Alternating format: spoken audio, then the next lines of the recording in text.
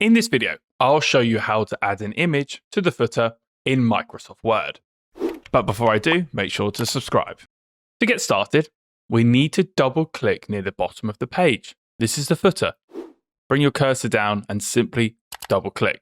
That will open up the footer. To confirm this, it should now say footer. Now that we're inside the footer, we can insert the image. So you've got two options. You can paste it in if you've already got it saved, or we're going to insert it. Either's fine.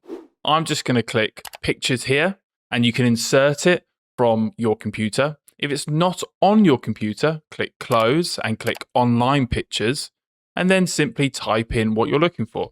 I'm looking for a blue banner to fit into my footer. This one is perfect, and then click insert. So at this point, your image should be in the footer. Because we've just inserted an image in the footer or anywhere in our Word document, if I try and move it, it just won't move. We can get around this very quickly. Select your image, click picture format, then click position, and just select here. That's fine. I know it's now in the middle of the page. Don't worry. Just going to drag it down until we get it inside of the footer area. Brilliant. For me, I'm now just going to make sure it lines up perfectly within the footer and just drag it across. You can position your image any way you like. For me, that's perfect. I'm very happy. I'm now ready to close the footer. You've got two options.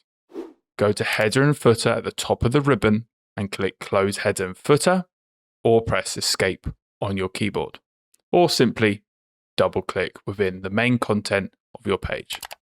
Please note that any content within the footer and header area in the editing part of a Word document like this will seem faded. Don't worry, it won't be if you choose to print it. For example, if I press Ctrl P, it is not faded here. So don't worry, click back. If this video helped you, click like, subscribe, and hit that notification bell. And if you want to learn more about customizing headers and footers, then check out my website at www.wordmadeeasy.org. The link is in the description below.